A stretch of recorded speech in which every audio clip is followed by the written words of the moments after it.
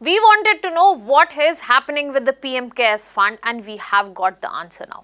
The corpus, the amount in the fund remains huge, but the question here is why this emergency fund is earning interest dividends and why it is not being spent. That is the exact thing that we are going to look into today.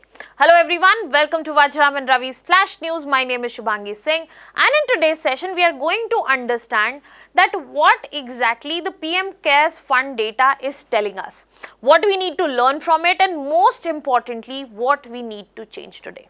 So when we are looking at the data and what exactly it is indicating, first let's have a glance across what has been presented.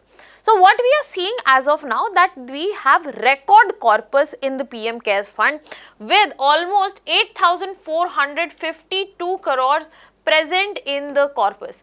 So this is the corpus, this is present as of this year, but we need to look at the fact that we might have record corpus, the record total amount that is present in fund, but the disbursement, that means the utilization, has seen a huge dip.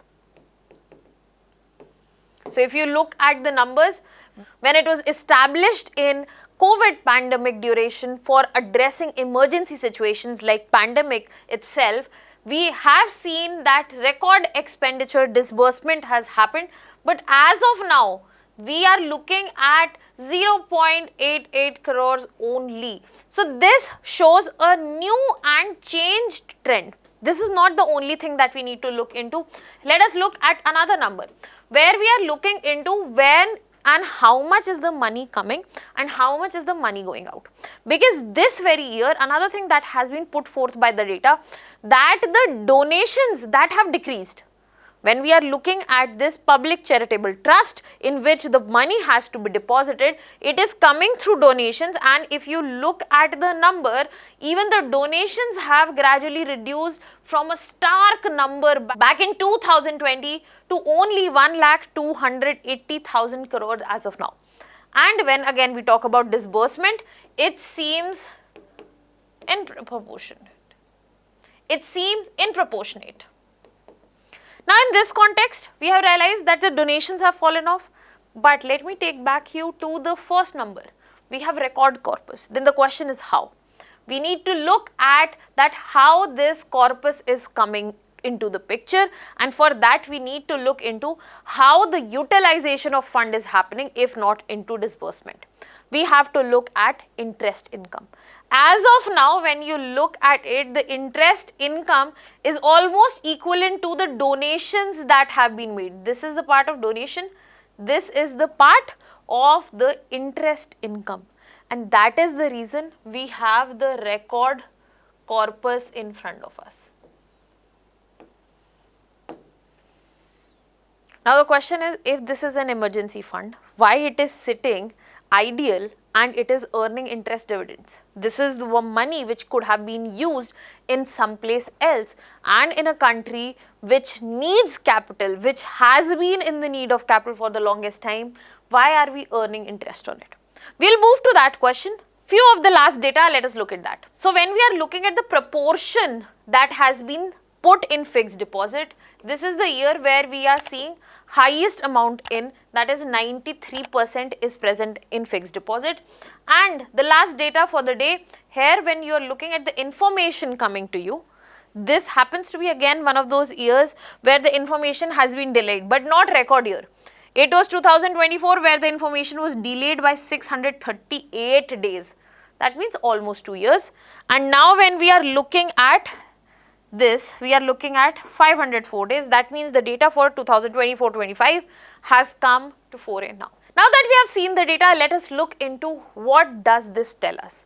What is the data indicating? So two very simple things data is telling us. First, that when we are looking at an emergency spending phase, PM Cares Fund is probably working on keeping the reserve because we needed recovery. So yes, it is into the reserve and keeping the corpus model. And as of now, the corpus is so big that it is self-generating. The dependence on donations has decreased. But at the same time, these are indications.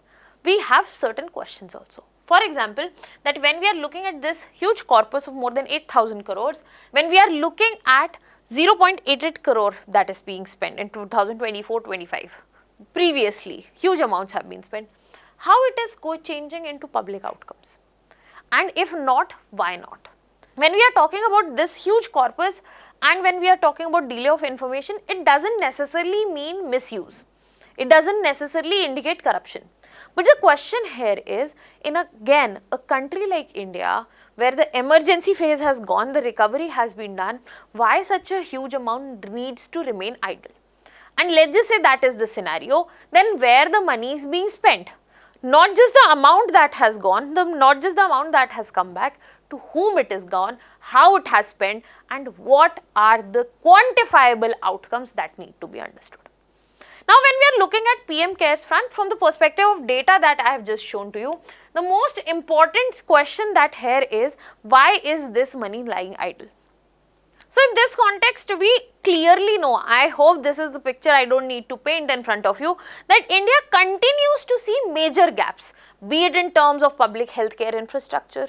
We have not pretty much learned from COVID, we have expanded, but lessons still not learned, be it in form of capital or otherwise, public health research, support for vulnerable children, disaster response. There's a lot that still can be done in terms of ensuring that we have better preparedness.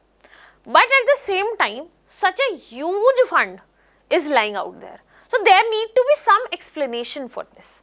So, when we are looking at explanation, there are four dimensions coming out. So, first, as I already explained to you, that we have moved from the emergency recovery model to keeping a reserve corpus model. Yes, we know PM CARES fund is designed primarily for emergencies, but this has moved towards keeping a corpus for any other emergency might come up. We don't need to see it as a general development fund. Second factor, why such a huge corpus is lying around? Because the allocation is dependent on the trustees. Now, when we are looking at PM CARES fund, you do not have to look at the government development fund. I have explained it in detail in the previous video that this is a public charitable trust, and the trustees are the one who decide what is going to be the criteria for the disbursal and how the fund's objectives they are going to be implemented. So, if probably the clarity on this or unanimity on this is not, that is why the expenditure disbursement has not happened. And then when we are looking into two better explanations, that would be first the reserve building strategy, that we are strategizing and keeping the corpus safe for upcoming situation. And second is that we are looking at the extraordinary spending requirements that we had to take up into immediate years after COVID, and that is not the requirement anymore. Now, this is where the four explanation I have talked about, this is where the question arises that again, when a country which has so many unmet social needs, can it justify such a huge amount lying idle? I am not saying spend everything. The governance question here is not spend everything. The question here is why anything is not being spent. The proportion from 8,000 crores to less than 1 crore, that is something that does not make sense. And then you have to accommodate the disbursement that have been refunded because the objectives have not been achieved. So, the governance question here is not spend everything, but how do you justify spending nothing? And that is why that huge amount is troublesome. Now, when we are looking at PM CARES fund, why are we not getting the spending done? Because this is not just like any other government fund. When we are looking at PM CARES fund, as I said, it is a public charitable trust. We have to ensure this is not a ministry or a consolidated fund appropriation which can be done by the parliament, which can be done by the public, which can be asked by the public. Furthermore, it does not fall in the ambit of RTI. It is the board of trustees, be it Prime Minister, Defence Minister, Home Minister, Finance Ministers, who will be looking into what kind of disbursement needs to be done. And that is why this becomes more problematic.